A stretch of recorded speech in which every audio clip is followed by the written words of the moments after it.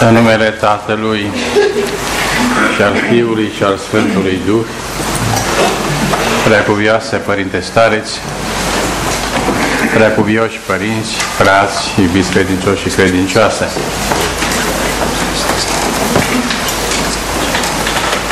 în mijlocul postului avem o Evanghelie deosebită astăzi.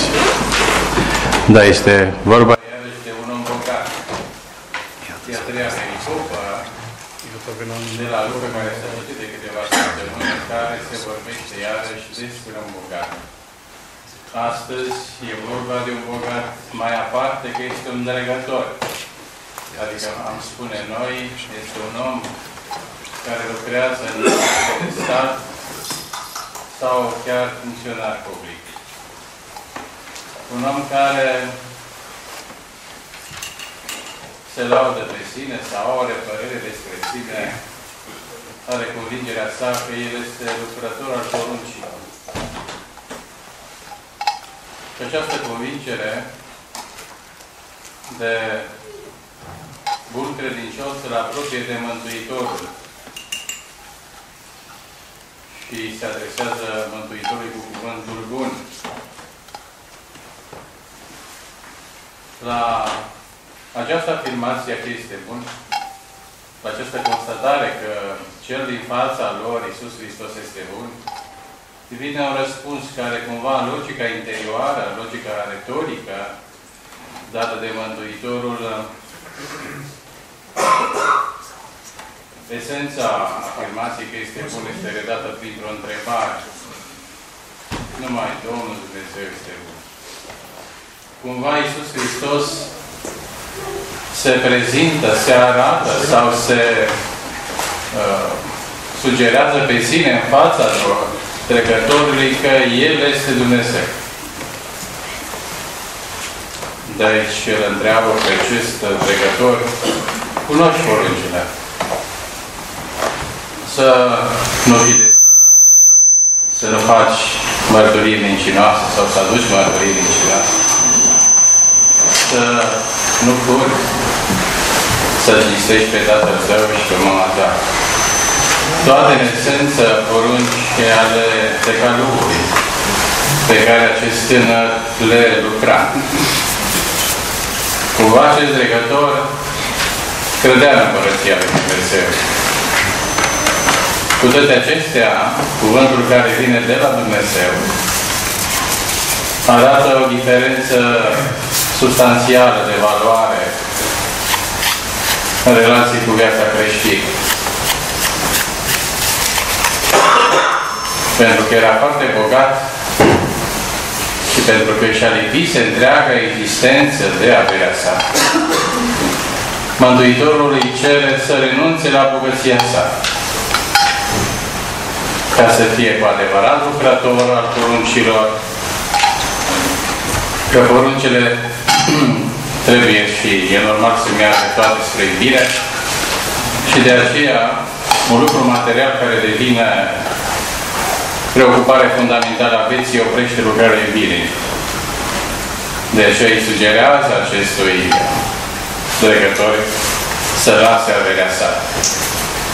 Evanghelia nu ne spune dacă a fost un om bogat și după care a avut și el acces la viața politică. Așa cum se întâmplă astăzi. Unii sunt bogați și ajung la viața politică, iar alții, din păcate, ajung politicieni și după care se îmbogățesc. Nu ne spune Evanghelia care tipologie de om politic, de om de stat sau funcționar public era acest dregător. Nici nu-i dă numele acestui bogat. Cert este că acest dregător și-a lipit existența sa de bogăția sa. Și orice dependență ne face pe noi să ne pierdem libertatea. Și pierdându-ne libertatea, nu mai putem lucra poruncile lui Dumnezeu. Nu mai putem lucra mântuirea. De aceea, e sancțiunea Evangheliei de astăzi, că mai degrabă trece o cămilă prin urechile apului decât o bogată în Împărăția lui Dumnezeu. Da, este vorba de acea stare când ne pierdem libertatea datorită tot felul de dependențe și atunci nu mai putem lucra mântuirea noastră. E de apreciat cu îndrăgător, lucrător al poruncilor, pe care cu siguranță le manifesta și îndrăgătoria sa, vine și pune întrebare despre desăvârșire. El cumva ar fi un fel de moralist pentru zilele noastre, care s-ar păsa și contextul nostru ca persoane care ne mulțumim cu lucrurile din afară, să venim la biserică, să dăm un comendi, să mai plătim o taxă către biserică.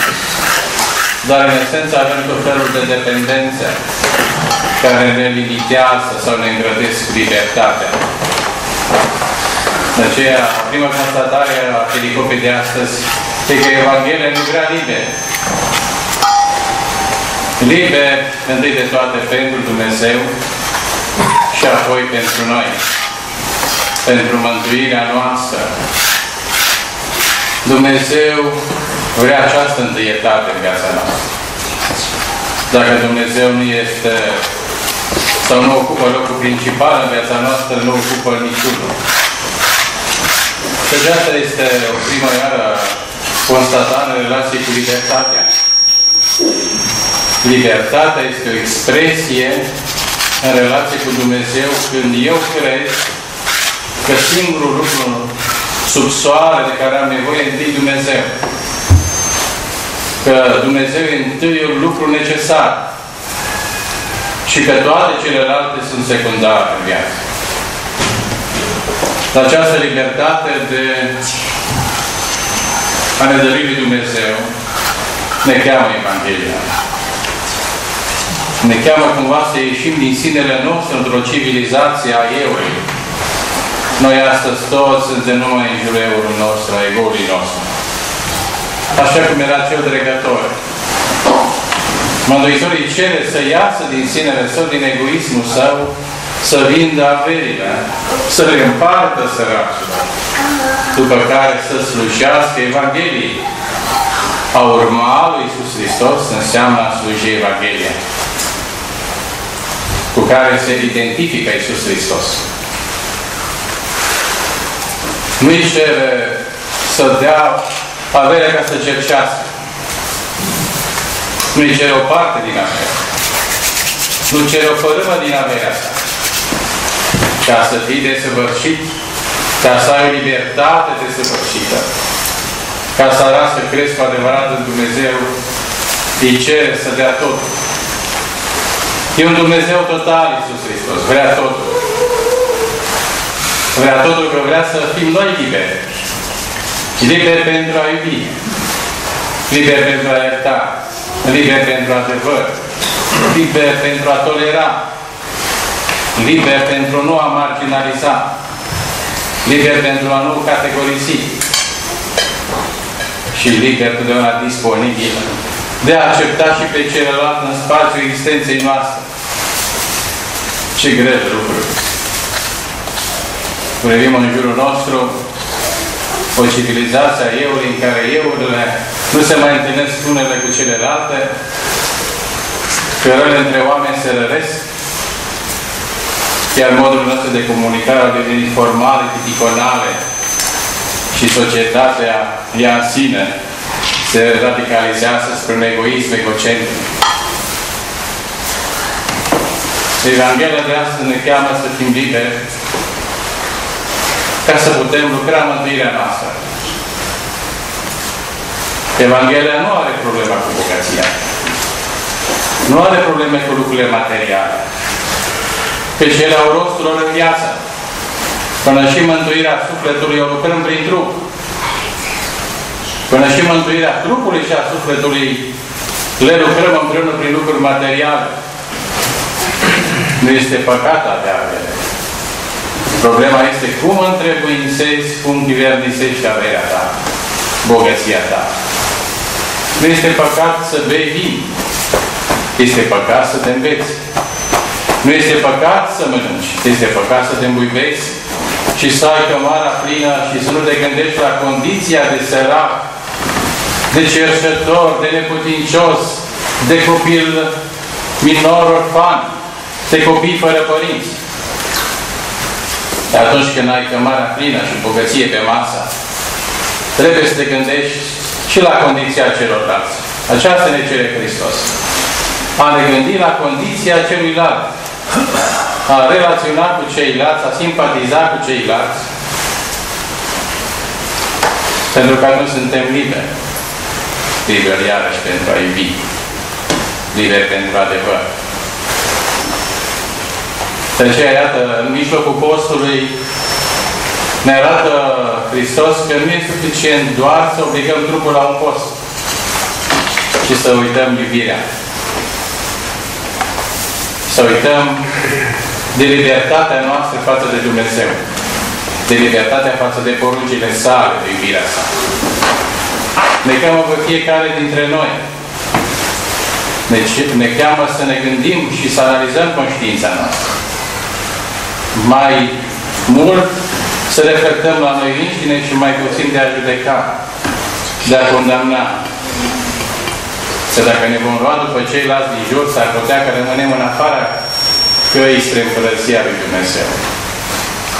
Să ne preocupe iubirea lui Dumnezeu care vine în lume pentru noi acum. Vine acum de Crăciun în mijlocul nostru, ca o simplă existență, dar o existență care vrea să locuiască noi.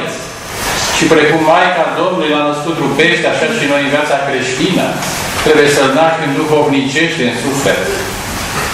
Vine în condiții simple umane Iisus Hristos, ca să arate că cea mai mare locuință care o vrea în lume este sufletul nostru.